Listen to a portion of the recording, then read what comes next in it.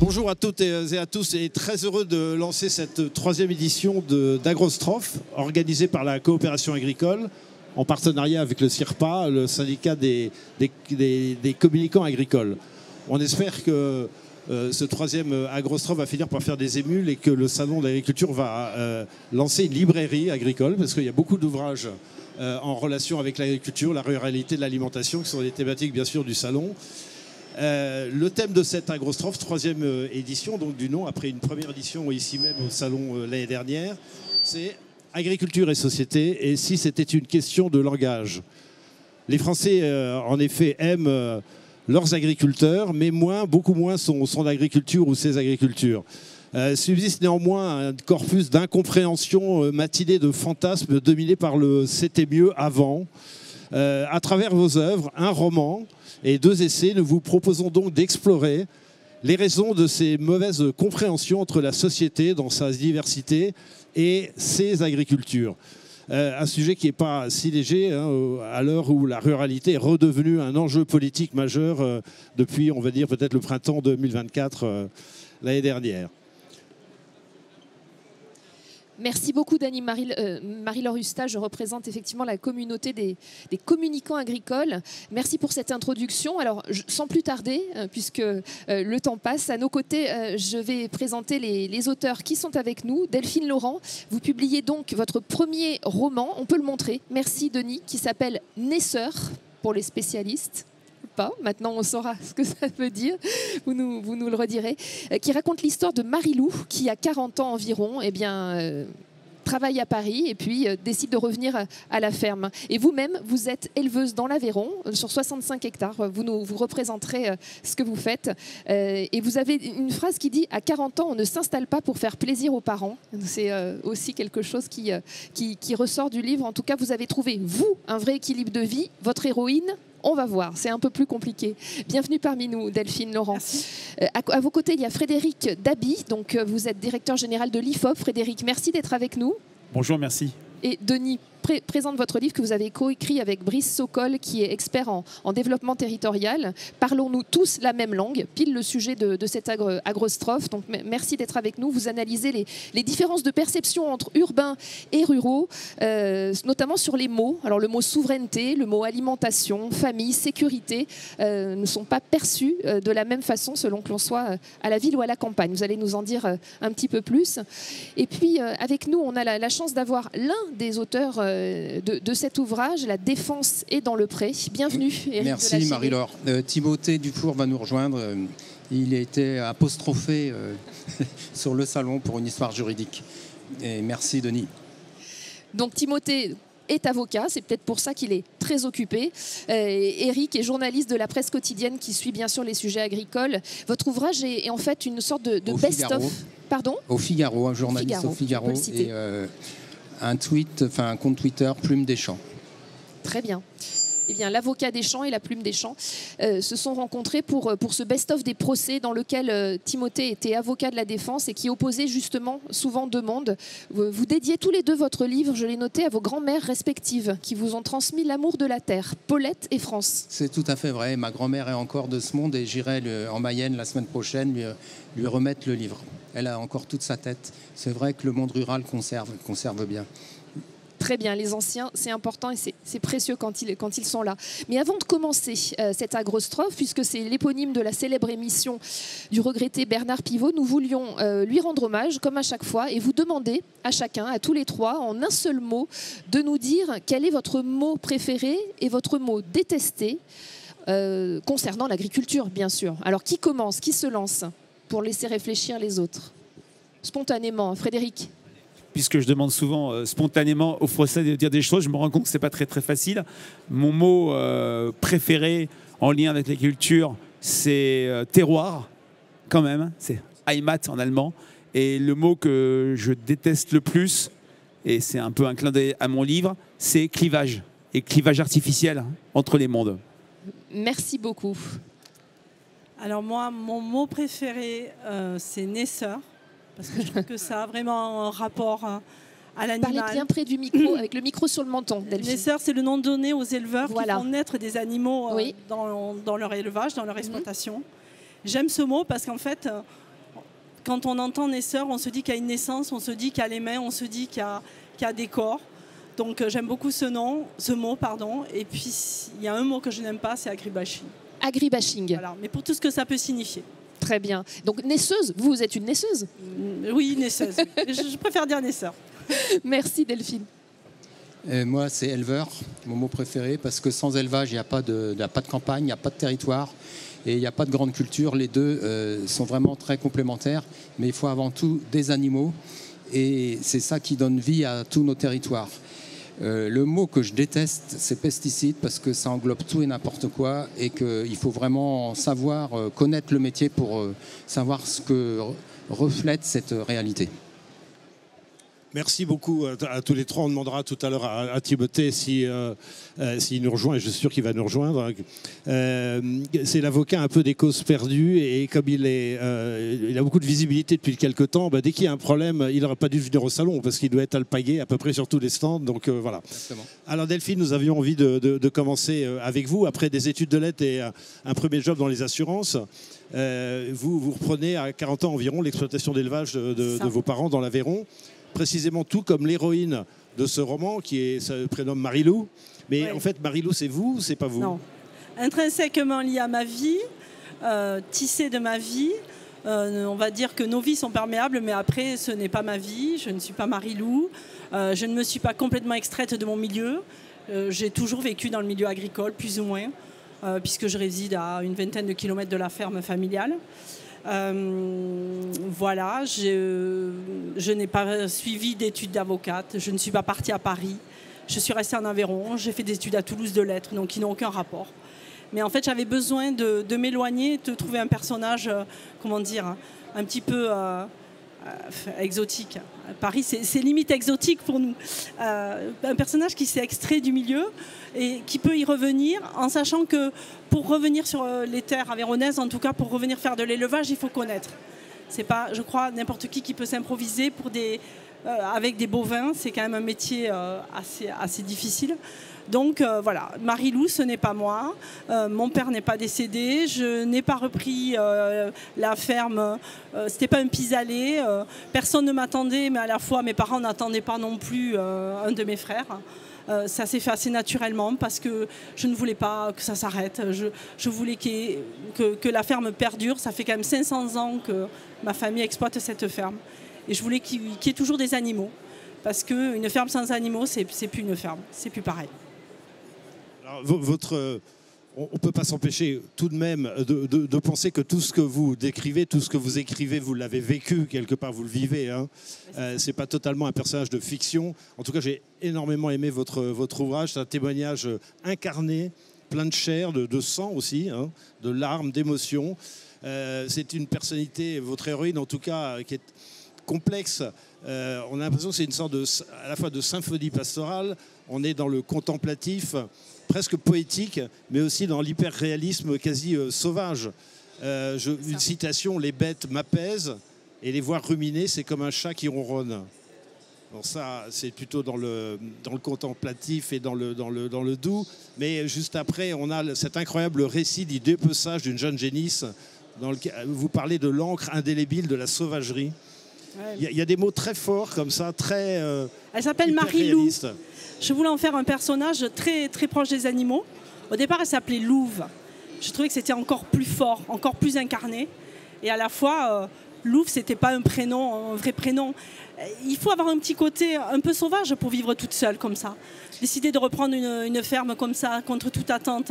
Elle ne s'est même pas posé de questions, elle est redescendue. Sa mère lui a dit que son frère ne reprenait pas, parce que dans l'histoire, en fait, c'est le garçon qui doit reprendre.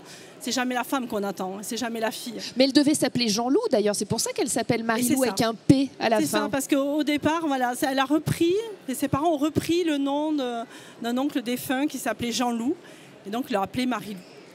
Et elle a fait l'expérience concrète du réel, qui est l'agriculture. Elle fait l'expérience concrète du réel, mais il y a beaucoup de passages que j'ai vraiment, travaillé avec cette idée que c'était un loup. Elle a d'ailleurs un regard un peu jaune, un regard pénétrant. Quand elle épaisse la génisse, en fait, elle prend la peau qu'il y a sur le dos de la génisse pour faire adopter un autre petit veau, puisque la génisse est morte. Et donc, chez nous, en fait, on dit on pèle le veau. Alors c'est pas très joli, mais on d'épaisse même pas. On enlève le dos, en fait, la peau, et on la pose sur un autre veau qu'on veut faire adopter. Voilà, c'est un leurre en fait, paysan. C'est quelque chose qu'on fait encore. Diriez-vous que vous avez besoin, enfin, ou Marilou, alors je ne sais pas si c'est Marilou ou Delphine, mais vous avez besoin de cette capacité d'émerveillement pour la nature en général qui transparaît pratiquement une page sur deux dans votre bouquin sur la nature et en général et sur les animaux en particulier, parce que les vaches, vous les adorez, enfin voilà, pour supporter ou compenser la grande dureté de ce métier aussi dont vous parlez, le stress, l'asservissement, les jalousies, la solitude.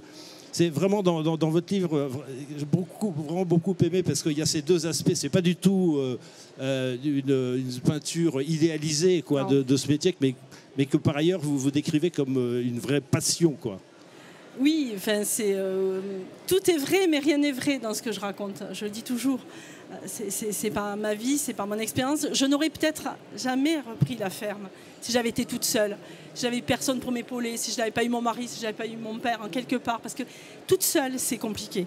Et à la fois, je voulais un personnage fort, une femme forte, parce que les femmes sont capables aussi, voilà, de reprendre des exploitations, de ne pas être que le prête-nom. Et donc, je me suis dit, il faut qu'elle se débrouille toute seule. Elle peut avoir quelques aides, parce qu'en fait, quand elle reprend la ferme, elle ne sait pas ce qui s'est passé. Elle arrive, le père est mort, la mère a jeté l'éponge, elle est partie. Et en fait, elle va se débrouiller de cette histoire. Donc, quand elle arrive à la ferme, elle ne sait même pas si les vaches vont véler. Elle ne sait rien, quoi, en quelque part. Et je me dis que c'est quand même chouette de mettre une fille comme ça au milieu d'animaux, parce qu'elle est très animale, en quelque part. Elle ressent, et c'est un métier où il y a beaucoup de ressenti. On imagine que les agriculteurs sont des éleveurs de bidoches sur pattes, quoi. C'est l'image qu'on a, malheureusement. Hein. On imagine qu'on est là que pour faire de la viande. Non.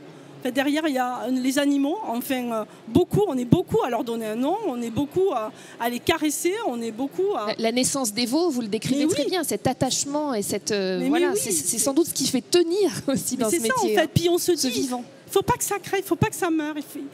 Ils ne doivent pas mourir, quoi. Ce n'est pas possible. S'ils meurent, tout est fini. Et quand on est une femme, on se dit, qui va m'aider et puis on se dit, les voisins, il y a aussi cette espèce de jalousie assez... le matériel, on s'observe, le foncier. Mais oui, surtout une femme, on l'attend au tournant, quoi. Donc, voilà. Est-ce qu'il y a d'autres agricultrices comme vous dans votre voisinage, dans votre environnement? Oui, on est plusieurs à avoir repris la ferme, oui. Oui. Après, chacun y met derrière ce qu'il veut, d'intensité, de force. Moi, je crois que la force, je la trouve aussi dans l'écriture, quoi. Les deux sont intimement mêlés. Ouais. Alors revenons peut-être au titre de votre ouvrage Naisseur, qui nous ramène au thème du jour. Hein. Ce mot qui est quasi inconnu de la majorité du grand public, hein, même ma propre femme qui est professeure de lettres, quand je lui ai montré le bouquin Naisseur, il a fallu que je lui explique de quoi il s'agissait. Est-ce que vous pensez, vous qui... est-ce que vous pensez que cette distance persistante qui est entre l'agriculture et la société était aussi due à ce problème de langage? Dans le roman, donc, le compagnon de Marilou, qui est libraire à Paris, notre ami libraire là, et qui la suit au début de son périple, et puis qui finalement s'en va, quoi. Hein. C'est assez difficile, je pense, quand on n'est pas du milieu, d'y rentrer. Les gens sont durs dans le milieu, ne vous laissent pas rentrer, ou en tout cas vous testent. Donc lui, c'est très facile de le tester, il ne sait même pas conduire un tracteur, donc je veux dire, tout le monde se moque de lui. Mais c'est très difficile quand on n'est pas du milieu d'y rentrer. Et avec le langage, parce qu'on parle du langage, votre livre est ponctué de mots spécifiques, hein, piquer les veaux pour voir s'ils arrivent. On sent le veau qui pique, qui pointe, ça, ce sont des expressions... paysanne, quoi, en fait. On peut pas dire autrement, quoi. Quand on pratique pas ce langage, c'est plus difficile. Alors voilà, je savais pas comment le dire, mais je me suis dit, si à un moment donné, je ne parle pas ce langage comme ça, ça n'aura pas de sens. Au départ, ce livre, je le dédie à ceux qui le vivent sans l'écrire. Donc ce sont ceux qui ne l'écrivent pas. Ce sont les éleveurs. Donc je me devais d'être parfaitement juste. Mon propos se devait d'être hyper précis. Dans les mots, je me devais d'être vrai pour eux. Et d'ailleurs, les agriculteurs qui l'ont lu, enfin, les paysans, me disent mais oui, c'est ça, quoi. Oui, un commentaire, Eric, peut-être. Timothée, oui, J'écoute avec grande attention et je trouve que c'est passionnant ce que vous dites. Et c'est très courageux d'avoir fait ce grand saut. Et malheureusement, il n'y en a pas assez. Toutefois, vous disiez qu'on attend les femmes au tournant, mais on attend aussi les néo-ruraux au tournant parce que ils ont aussi des idées, ils ont de bonnes idées. Ça contribue à oxygéner un peu. Moi, j'avais été dans votre très très joli département, dans l'Aveyron, à Arvieux. Et à Arvieux, il y a beaucoup de projets qui tiennent la route et qui sont à côté des agriculteurs en place, de nouveaux agriculteurs et qui travaillent sur les circuits courts, sur les élevages plus réduits, mais avec de la marge.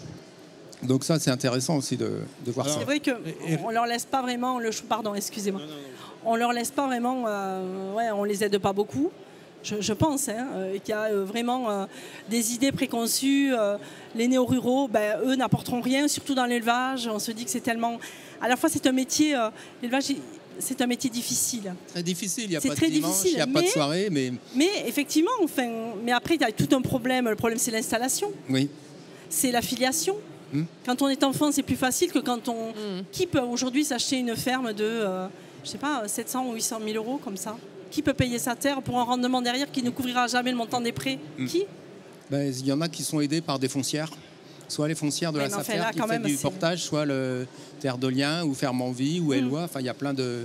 Ça se développe de plus en plus. Et puis derrière, il y a aussi toute l'idée que...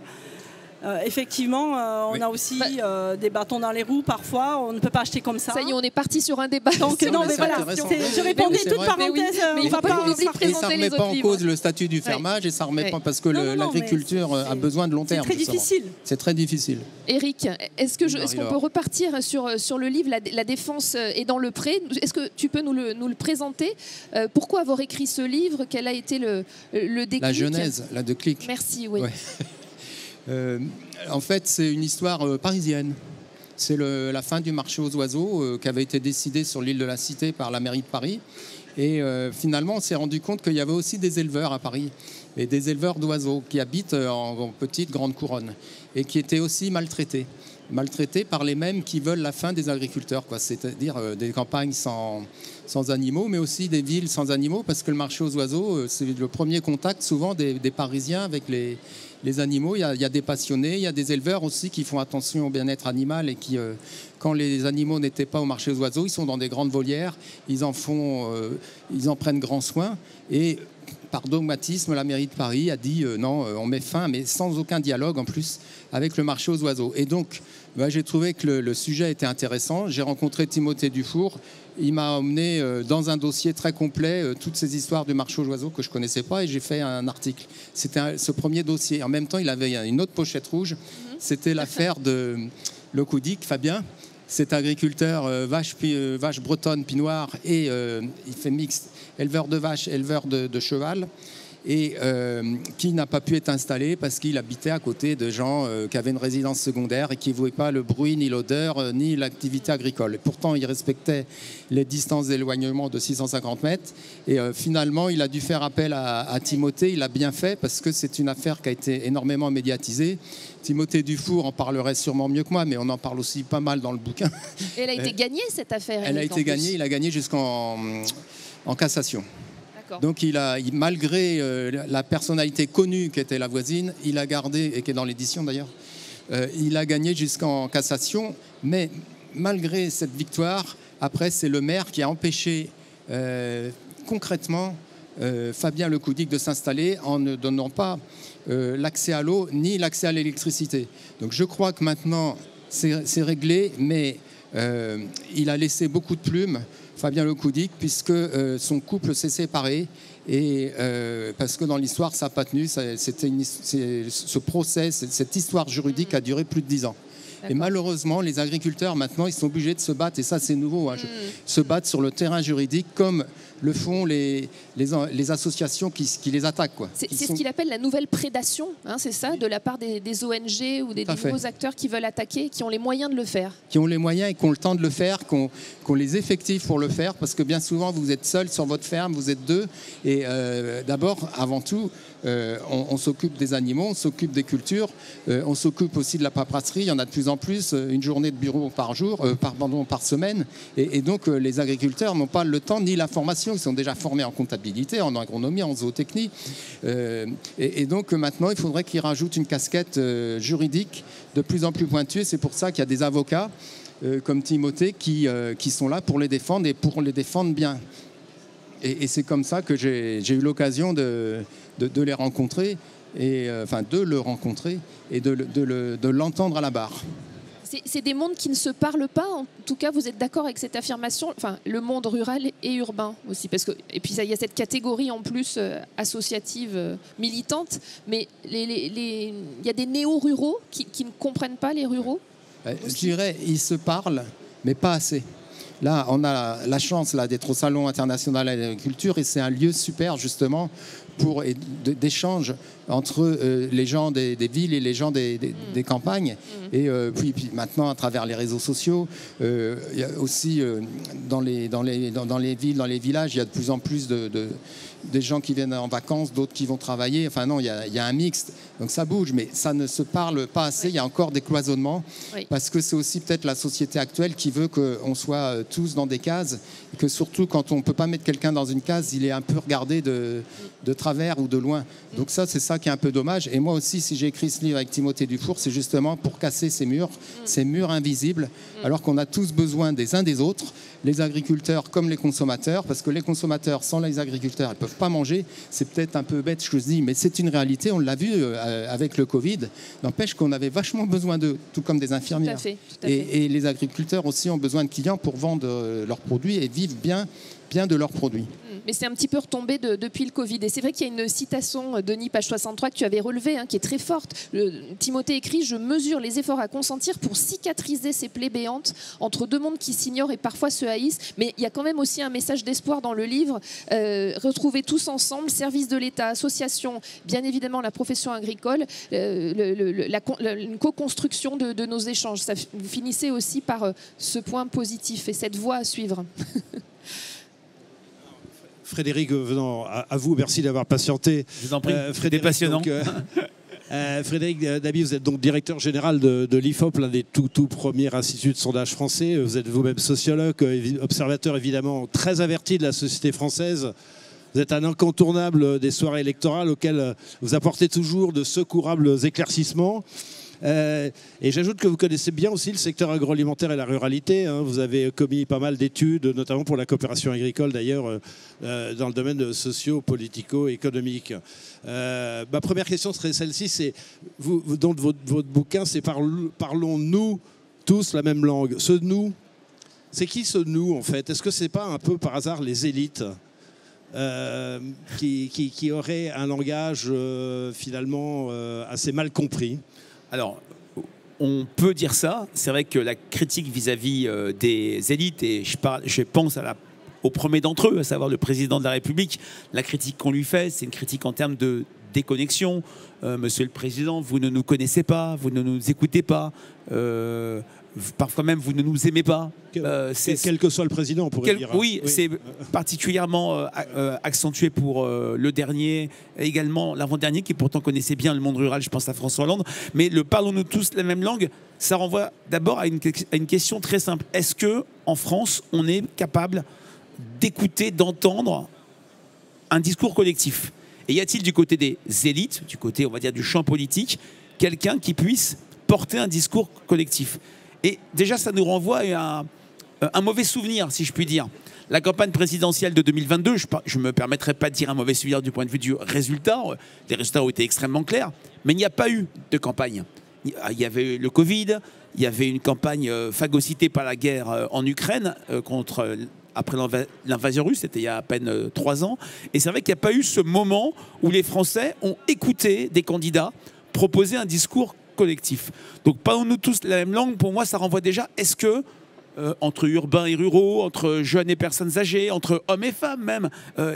Au-delà des clivages, il y a une capacité à écouter et s'approprier d'un discours collectif. Et dans le livre, j'essaye de montrer à travers les mots, j'ai bien aimé ce que vous avez dit, madame, sur les mots, sur le vocabulaire lié à votre activité, parce que je vais faire une critique contre les sondages. On se polarise trop sur les sondages quantitatifs. Les sondages oui, non, pour et contre, où on est sur une logique de mesure. Dans les enquêtes qualitatives, quand on interroge les gens en face à face, quand on les réunit dans une réunion de groupe qui dure 3-4 heures, bah on a, je dirais, la vérité des prix. On n'induit pas des questions, tous les thèmes peuvent être discutés et on voit comment les gens s'approprient le terme mobilité, qui est un terme des élites, mais personne ne parle de mobilité douce. On parle de transport, de déplacement, mobilité durable, etc. Et c'est vrai que à travers ce livre, ça a validé une intuition que j'avais, qui était que la crise, pour reprendre votre terme, Denis, entre les élites et le peuple, c'est peut-être un problème d'écoute. Sur beaucoup de sujets, les Français, ruraux et urbains compris, sont d'accord sur les constats, sur l'école, sur les services publics. On sait très bien l'inquiétude des ruraux sur la disparition des services publics. C'est vu comme un abandon de l'État, comme ça nourrit, ça fortifie un sentiment de déclin. J'en parlais, l'insécurité, l'immigration. Il y a des constats communs. Et le problème, c'est que entre ce commun propre aux Français sur beaucoup de sujets, les Français voient une classe politique fracturée qui se bat à travers des imprécations issues d'imaginaires de gauche, d'imaginaires de droite. Donc on peut parler la même langue, mais c'est vrai que je montre dans ce livre, à travers cette enquête qualitative, qu'effectivement, entre ruraux et urbains, ce n'est pas des différences de constat, c'est des différences d'imaginaire. Les ruraux très focalisés sur l'égalité, donc sur les inégalités, sur l'idée qu'on ne va pas bénéficier de l'aide de l'État, les urbains des métropoles sur la liberté, la possibilité d'aller et venir, de consommer. Et même là, et je vais peut-être faire crier, je vais peut-être vous étonner, j'ai tendance à mettre à distance les différences entre urbains et ruraux, même sur le sujet où on a tendance à les opposer plus. La santé, l'accès aux soins. Il y a tout un langage qui dit que, toute une novlangue qui dit que, en matière d'accès aux soins, ça va très bien dans les métropoles, très mal dans le monde rural. Dans toutes les études, on voit que ce n'est pas le cas. Allons trouver rapidement un dermatologue ou un ophtalmo dans une grande métropole, y compris à Paris. Et j'ai fait des enquêtes en Lozère, dans la Creuse, où bien sûr, rien n'était parfait. Mais ce n'était pas si catastrophique que ça, notamment sur l'accès hospitalier. Moi, je voudrais réagir tout de suite là-dessus. Moi, je viens de Laval. C'est 6 mois pour un ophtalmo. Non, moi, je ne peux pas laisser entendre dire ça. Et en Lozère, je ne sais pas qui t'a vu, Frédéric, mais non, il y a beaucoup d'attentes. Mais est-ce que tu connais l'attente, mon cher Eric? Tu connais l'attente dans des métropoles comme Montpellier, comme Toulouse, comme Paris? L'attente est bien sûr pas si bonne que ça. Ce que je veux dire, c'est qu'on a tendance à trop opposer il y a des modes de vie différents, il y a des imaginaires différents, mais sur des constats, sur les grands sujets, on a beaucoup de communs. Bien sûr, je ne vais pas dire que c'est naturellement mieux dans le monde rural. Et tu le sais très bien, et je fais référence à notre enquête biannuelle avec les familles rurales sur la ruralité. Et il n'y a pas une ruralité, il y a des ruralités. Et on a tendance toujours à agglomérer, à assimiler sur un discours un peu convenu et matiné de stéréotypes. Alors, il y a quelques autres différences de perception. Moi, s'il y en a une qui m'a interpellé notamment, c'est l'alimentation. Parce que dans l'alimentation, en fait, vous dites le problème de l'alimentation pour les ruraux, c'est plutôt un problème de pouvoir d'achat. Et le problème de l'alimentation pour les urbains que je suis, par exemple, c'est plutôt un problème de santé, de qualité. C'est le mot où il y a le plus de différence entre urbains et ruraux, c'est alimentation. Oui, c'est pourtant un mot simple, c'est un mot de tous les jours, c'est pas un mot politique, mais les Français, ruraux comme urbains, ont tendance à politiser les thèmes. Il y a une entrée sur la tranquillité, très vite la tranquillité glisse sur l'intranquillité, l'insécurité. C'est vrai que j'ai envie de dire que les ruraux, c'est souvent les canaris de la mine. C'est une sorte d'avant-garde sur les inquiétudes françaises. Signaux faibles. Des signaux faibles. On l'a vu sur la dette, on le voit sur les services publics. Je raconte dans le livre à quel point il y a encore une douzaine d'années, c'est pas il y a si longtemps que cela, la question des services publics cristallisait une opposition gauche-droite. À droite, c'était il y a trop de fonctionnaires, il y a trop de services publics, il faut rationaliser, il ne faut pas remplacer une personne sur 2 partant à la retraite. À gauche, c'était toujours plus. Maintenant, et c'est très fort du côté de la ruralité, dans les villes moyennes également, je rappelle toujours qu'en France, il n'y a que 1000 villes de plus de 10 000 habitants. Notre tissu communal, c'est un tissu de petites villes. Au-delà même de la ruralité, on est sur une vision qui est un service public qui s'en va, c'est une catastrophe, c'est un signe de déclin, c'est un signe d'abandon, qu'on soit de gauche ou de droite. Et sur l'alimentation, oui, la question du pouvoir d'achat, je vais faire réagir, je pense Eric, c'est pas qu'une question de ruraux. On a vu au moment des Gilets jaunes que ceux qui allaient derrière les ronds-points, c'était moins des ruraux que des habitants de villes moyennes, où la question du pouvoir d'achat, la question de l'injustice qui n'était plus être au chômage, mais avoir un travail qui payait mal, était centrale. Mais effectivement, sur l'alimentation, thème qui paraît effectivement très consensuel, on a des différences, non pas sur les constats, mais sur les imaginaires. L'alimentation pour des urbains aisés, oui, c'est cette question du choix, c'est cette question de la mode de consommation, c'est la question de la frugalité qui n'existe pas dans le monde rural, où la question du pouvoir d'achat est centrale. Alors il y a un autre mot avant d'accueillir Timothée qui nous fait l'honneur de nous rejoindre. Le mot transition, parce que le mot transition, ça c'est vraiment un mot qui est devenu, qui est récent finalement, dans le langage commun, et qui, alors là pour le coup, a une perception chez les ruraux et chez les agriculteurs qui n'est pas la même que pour le grand public. Transition. Donc vous dites, en gros pour les ruraux, ça change tout le temps, c'est-à-dire les injonctions finalement se succèdent et sont finalement peu lisibles. Et pour les urbains, on n'en fait pas assez, ça ne va pas assez vite. C'est clair que déjà, c'est une question de mots. Le mot transition, ça travaille... Il y a un imaginaire commun aux Français, c'est l'imaginaire du déclin, de la France qui tombe, qui se cristallise sur la santé, l'hôpital et sur l'école. Mais le mot transition, je dirais que ça réactive chez les ruraux une sorte d'inquiétude, l'absence de stabilité, ça bouge tout le temps. On nous en demande toujours plus. J'ai fait ce qu'on m'avait dit de faire en prenant une voiture, 2 voitures, 3 voitures au diesel. Et un beau jour, on me dit que ma voiture n'est plus une voiture vertueuse, que ma maison doit être davantage isolée, il faut que je paye. Et cette idée de transition, je dirais, réactive une inquiétude latente. Chez les urbains, c'est cette idée qu'il en faut toujours plus, que j'ai l'impression de faire énormément d'efforts, mais ça aussi, ça réactive notamment sur la question de la transition énergétique, la transition climatique, quelque chose qui constitue un signal faible. Le constat urbain comme ruraux, c'est que le dérèglement climatique est une catastrophe.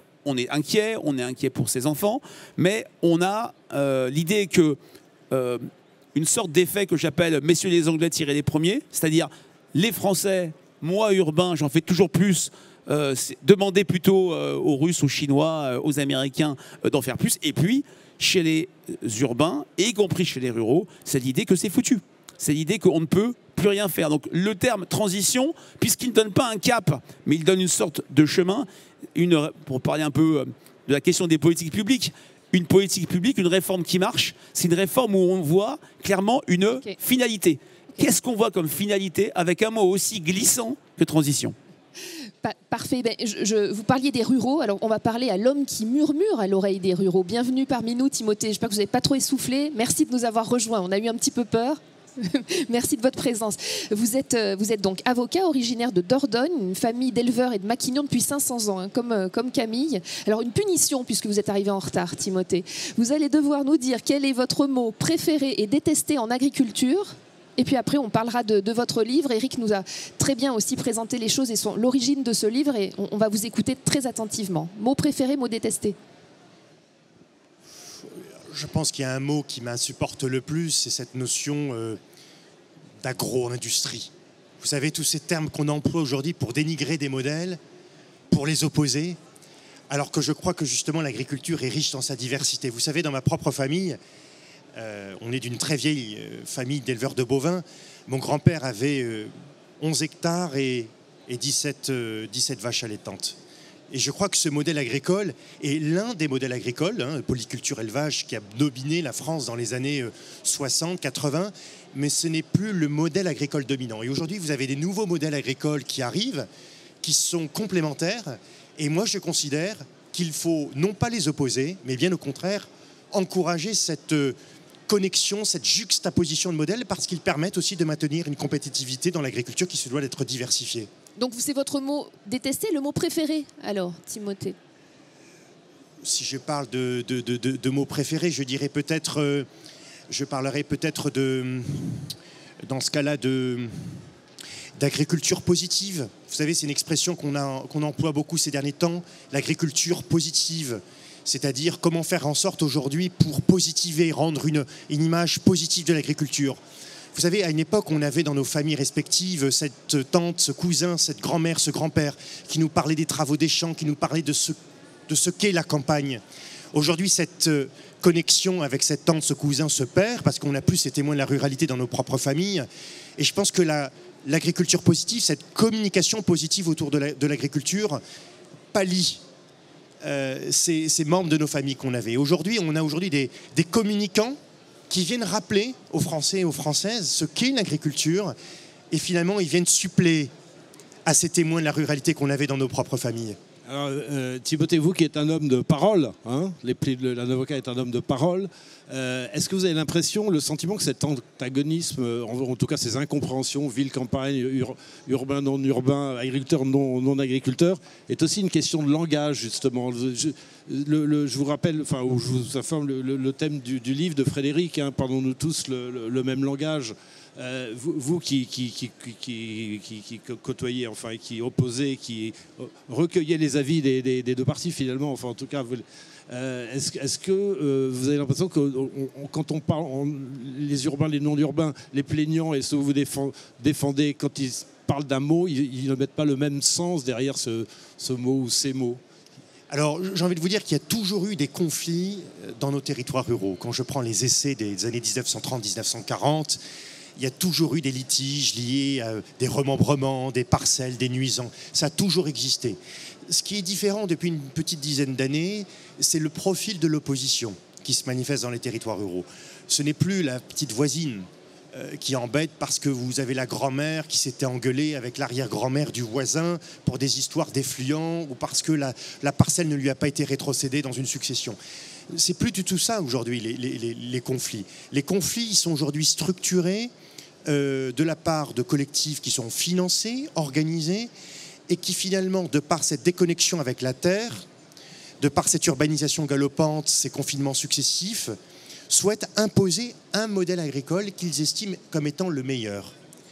C'est cette volonté donc d'imposer un modèle agricole, et ça touche toutes les filières agricoles.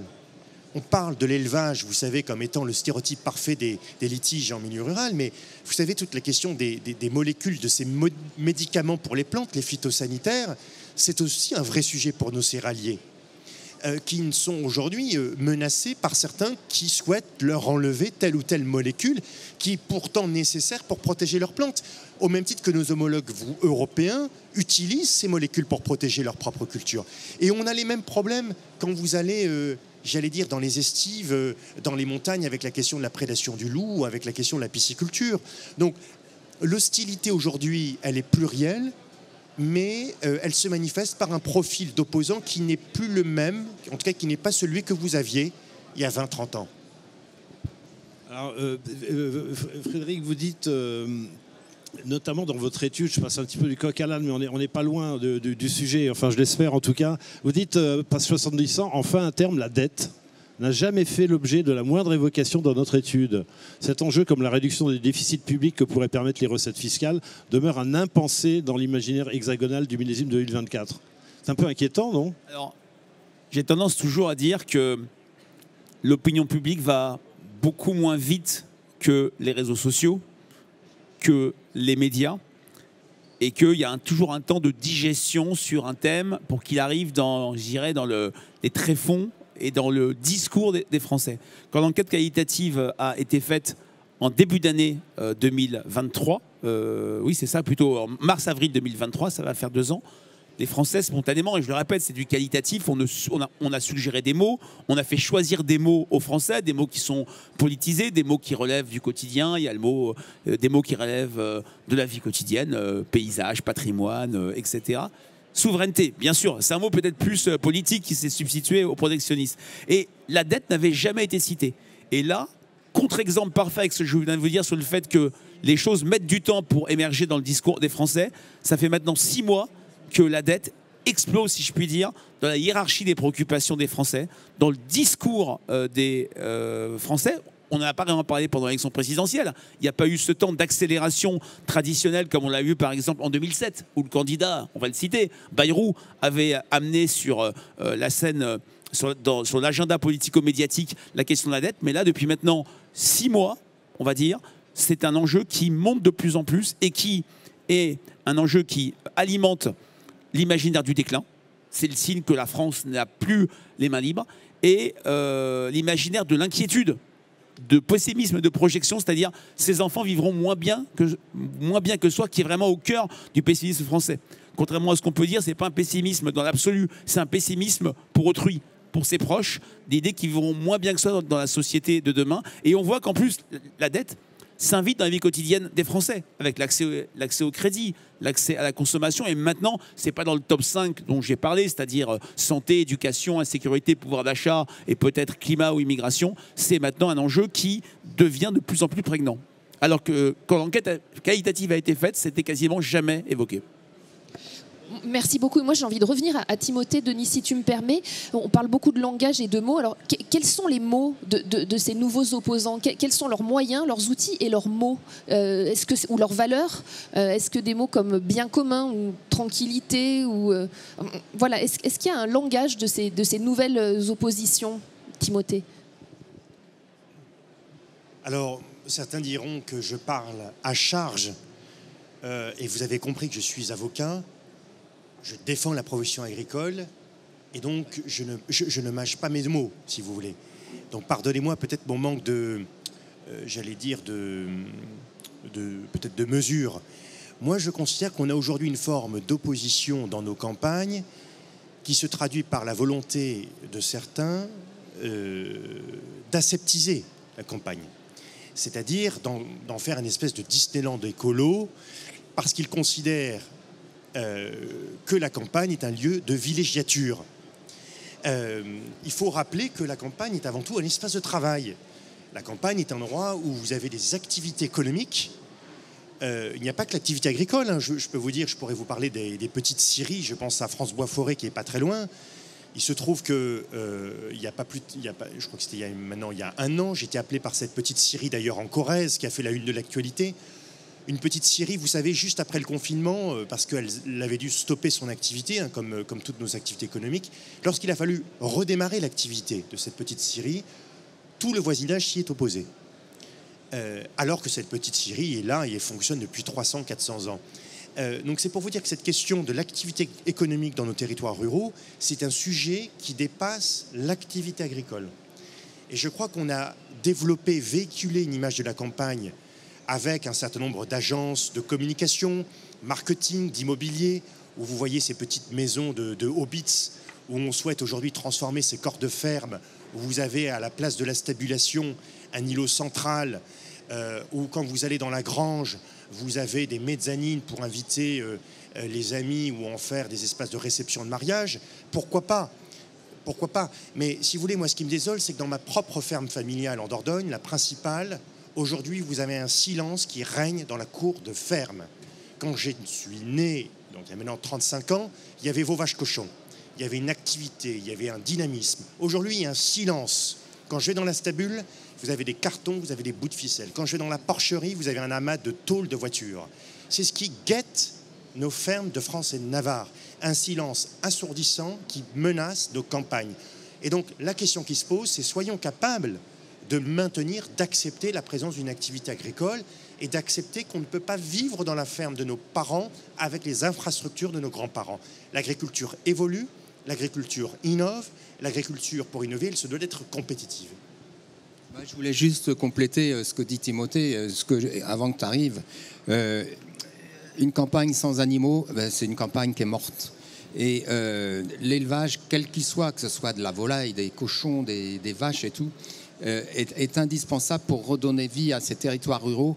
Et il faut aussi les mettre, malheureusement, dans le Tour de France. Quand on voit le Tour de France, il y a des très belles chorégraphies faites par les agriculteurs, mais on voit des campagnes vides, sans plus aucun animaux, et sans retomber dans la ferme de 10 hectares. On sait très bien que maintenant, on ne peut plus vivre avec 10 hectares. C'est important aussi qu'on redonne vie à ces campagnes et qu'on redonne vie à l'élevage, et l'élevage de plein air, bien sûr, pas quand les sols sont humides, mais il faut absolument qu'on travaille là-dessus. Il y avait eu un plan élevage qui avait été fait du temps de Bruno Le Maire en 2011, mais on n'a rien. On n'a rien. Ce qui nous manque vraiment, et moi je suis très déçu en sortant de salon, on est déjà le jeudi, c'est qu'on n'a aucune perspective, on n'a aucun cap. Il y a beaucoup de com, il y a beaucoup d'échanges, ça c'est très important. Mais ce dont souffre l'agriculture française, c'est d'un cap et d'une orientation claire. Bien sûr, il y a besoin de financement, mais il y a surtout besoin d'une direction. On ne va pas donner un sens trop politique à la table ronde. Mais au débat. C'est important parce qu'on a vu 90 politiques défiler dans le salon et ils se servent du salon pour faire leur image. Alors, mais pour autant, aussi la parole est libre d'avoir la parole. Là où je rejoins complètement Éric, et il n'est pas politique ou partisan en disant ça, quand je rappelais les ingrédients d'un crédit ou d'une confiance vis-à-vis d'une parole publique, la question du cap. Où va-t-on? Je revenais sur ce mot transition sur lequel vous m'aviez interrogé. Et par rapport à ce que vous disiez, c'était très intéressant. Je ne vais pas parler en fait d'animaux, mais il y a une entrée dans le livre sur qualité de vie.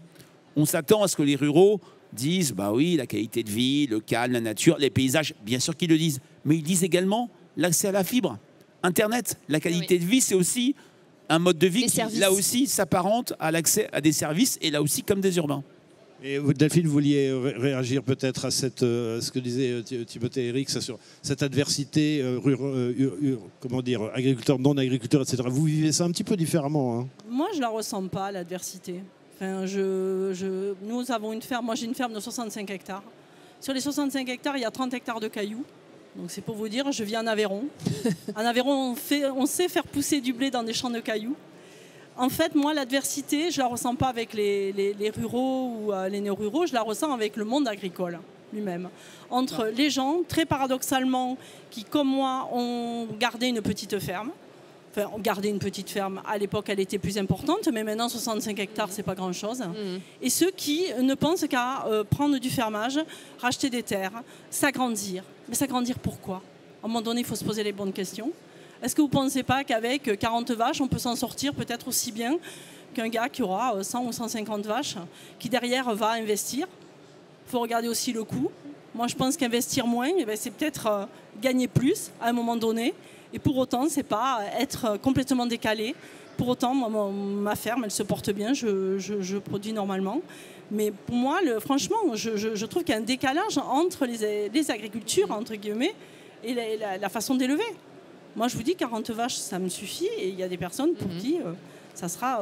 Il y a un petit peu cette escalade du toujours plus, qui fait aussi que les agriculteurs sont tombés dans la société de consommation, que certains agriculteurs paradent avec des gros tracteurs, d'énormes tracteurs, ne se contentent pas de moins, parce que de toute façon, ça ne ferait pas bien. Et que quand on est dans ce milieu, il faut aussi montrer ce qu'on a. Voilà. Donc il n'y a pas que des gentils agriculteurs, et il peut y avoir aussi des... les agriculteurs ne sont pas forcément bienveillants. N'est-ce pas, dans le monde des bisounours. Ouais. Je pense que vous connaissez très bien le monde agricole, et j'imagine que vous connaissez aussi des agriculteurs qui sont en difficulté, parce qu'à un moment donné, ils ont voulu toujours plus. Ils ont voulu toujours plus un gros tracteur. Sauf que quand on a un gros tracteur, il faut le payer. Sauf que la PAC, dans le milieu de l'élevage, elle tombe au mois d'octobre ou novembre. Voilà, donc il faut faire avec... Mais je crois que personne ici souhaite idéaliser non plus la profession d'agriculteur. D'ailleurs, dans votre livre, encore une fois, il est extrêmement, balancé, quoi. Vous parlez beaucoup de la difficulté de ce métier, de cette angoisse permanente de l'échec. Ce sont des mots que vous employez, et de ces contradictions. Parce que c'est une femme qui reprend. Donc forcément, l'échec est plus cuisant encore. Ouais. Quand c'est une femme que quand c'est un homme. On ne nous laisse pas le choix. Ouais. Donc, quelque part... plus de pression encore. On a plus de pression. On a surtout le regard des autres. Et on est souvent aidé que par des hommes. Donc, voilà. Est-ce que je voulais aussi relancer Timothée et Éric, surtout Éric d'ailleurs, vraiment tous les deux, puisque vous dites à un moment, page 36, la presse est une alliée pour les causes perdues. Mais ça, c'est parce que vous êtes devenus super copains avec Éric. Mais Mais j'allais dire aussi pour les causes entendues quand même, parce qu'il n'y a pas que les causes politiquement correctes, la bien-pensance écologiste, la presse en est quand même aussi et surtout un relais, quoi. Donc, voilà. Tu peux préciser ta question, Denis, parce que là, Parce que dans page 36, la presse est une alliée formidable pour les causes perdues. Timothée, à plusieurs reprises, dit ouais, mes combats, je les ai quand même en partie gagnés. En tout cas, ils ont été aidés dans leur réussite par les relais médiatiques dans la presse. Mais il y a de l'adversité quand même dans la presse. Non, mais ce qui est certain, je reconnais que dans le cadre des dossiers sur lesquels j'ai travaillé, qu'il s'agisse des grandes cultures, de l'élevage, de la question de la prédation, on ne peut gagner les dossiers que si on combine une stratégie juridique à une stratégie de communication. Il y a gagner la bataille devant les prétoires, c'est une chose, mais il y a aussi gagner la bataille de l'opinion publique. Et vous savez, ce que je fais, je ne suis pas le seul à le faire, les associations environnementales le font depuis 20 ans, en combinant une stratégie de lobbying, de communication et de droit, en mettant des journalistes sur une chaîne qui vont ensuite en faire un sujet de société, et puis ensuite ça va se traduire par des actions judiciaires. Et donc si vous voulez, moi je considère que les médias sont naturellement un relais efficace en amont d'une procédure, en amont d'une plaidoirie ou après une plaidoirie, parce qu'elles permettent de faire passer le message qu'il y a aujourd'hui en France une hostilité. Et je crois que quand je vois ce qui s'est passé depuis janvier dernier avec la crise agricole, ce qui s'est passé sur les ronds-points, la façon dont l'opinion publique a affiché son adhésion à l'agriculture française, eh ben j'ai envie de vous dire, heureusement qu'on médiatise les difficultés de nos agriculteurs, heureusement qu'on médiatise les procédures ubuesques, parce que c'est ainsi qu'on fait avancer le droit, c'est ainsi qu'ensuite on fait passer des lois, et c'est ainsi d'ailleurs que vous avez une loi du 15 avril 2024 qui a été votée, je vous rappelle, notamment sur cette question de la protection des activités agricoles, une loi qui a été votée en réaction à un certain nombre d'affaires que j'avais en effet volontairement médiatisées et qui s'était traduite par la venue d'ailleurs du garde des Sceaux, Éric Dupond-Moretti, il y a maintenant 2 ans, au stand d'ailleurs de la FNSEA, et qui avait pris acte de la nécessité de légiférer pour mettre un terme à ces affaires qui secouent la presse régionale. Juste un commentaire, alors là pour le coup un peu partisan, c'est une thématique ici à la coopération agricole, nous soutenons à 1000%, et la plupart des parlementaires et les politiques qui passent sur ce stand pendant toute la semaine reçoivent ce message précisément de continuer à réarmer la France agricole et agroalimentaire, bien sûr. Si je peux me permettre, c'est vrai qu'il y a la guerre de l'image, la guerre des mots, Timothée, mais c'est vrai qu'avec cette crise de 2024, on a l'impression que les Français ont compris les mots MAUX des agriculteurs. Ils ont compris que c'était des chefs d'entreprise agricoles qui pouvaient craquer aussi, qui pouvaient être surveillés au quotidien. Enfin voilà, il y avait toute cette lourdeur à vivre au quotidien, en plus de tout le vivant à gérer. Et il y a eu cette prise de conscience, Timothée ? Je pense que les Français ont réalisé plusieurs choses en 2024. Petit 1, ils ont réalisé que les agriculteurs, derrière, ce sont des familles. Il y a des hommes, il y a des femmes, il y a des enfants. Derrière un projet de ferme, derrière un projet d'expansion, c'est tout un écosystème qui fait un pari sur l'avenir, qui s'engage sur un modèle avec un financement. Petit 2, les Français ont réalisé ce qu'on appelle en France des distorsions de concurrence. C'est un terme qui a meublé toute la presse tout au long de l'année 2024. C'est comment peut-on affaiblir la France avec des normes qui ne sont pas en vigueur chez nos voisins européens et concurrents. Et petit 3, je crois que les Français ont réalisé que finalement la souveraineté alimentaire, dans le contexte de la guerre ukrainienne, on n'en a pas encore parlé, de la géopolitique, est ô combien nécessaire. Et c'est pour ça dire que la loi d'orientation agricole, à mon avis, fait ce qu'on appelle un rééquilibrage en mettant l'agriculture comme activité d'intérêt général majeur, en simplifiant les procédures, l'idée étant de réarmer la ferme France pour que demain, on n'ait pas ce qui s'est passé dans le Doubs. Je terminerai par ce cas très précis. Il n'y a pas plus tard qu'il y a un mois, on apprend qu'un petit élevage de porcs label rouge sur paille a été abandonné dans le Doubs du fait de l'hostilité d'un voisinage hostile, les élus ayant ensuite renoncé à pousser ce projet. Et finalement, c'est ce genre d'histoire qu'il faut éviter à tout prix pour qu'on ait demain un élevage compétitif qui n'a rien à voir avec, vous savez, les élevages industriels que vous avez en Arabie Saoudite de 150 000 ou de 300 000 bovins ou poulets. Hein. On est très loin, ou même en Ukraine. On a un modèle agricole français qui est, si vous voulez, d'excellence. Et quand j'entends de plateaux de 1000 vaches, mais allez voir ce qui se passe en Argentine. Les 300 000 bovins que vous allez voir sur un certain nombre d'hectares qui se juxtaposent. Donc soyons capables aussi d'encourager et de positiver sur ces modèles agricoles français qui n'ont rien à voir et qui doivent faire, à mon avis, la fierté des Français et des Françaises. Merci beaucoup. On va conclure. Merci Denis de me permettre de faire cette conclusion. Alors je ne sais pas si il faut mettre l'agriculture au-dessus de tout le reste, hein, comme l'avait dit un Premier ministre il y a un an. Enfin, essayons de mettre la cohabitation positive au-dessus des clivages ruraux-urbains et d'avancer tous ensemble. Nous avons essayé de mettre à l'honneur vos ouvrages cet après-midi. Merci beaucoup. Merci à tous les quatre d'être venus. Alors il y aura un replay puisque cette discussion a été captée et surtout vous avez la chance de pouvoir acheter et faire dédicacer les ouvrages de nos auteurs. Donc au nom de Denis, de la coopération agricole et du CIRPA, nous vous remercions tous les quatre pour cet échange. Merci à vous. Merci beaucoup. Merci. Merci beaucoup.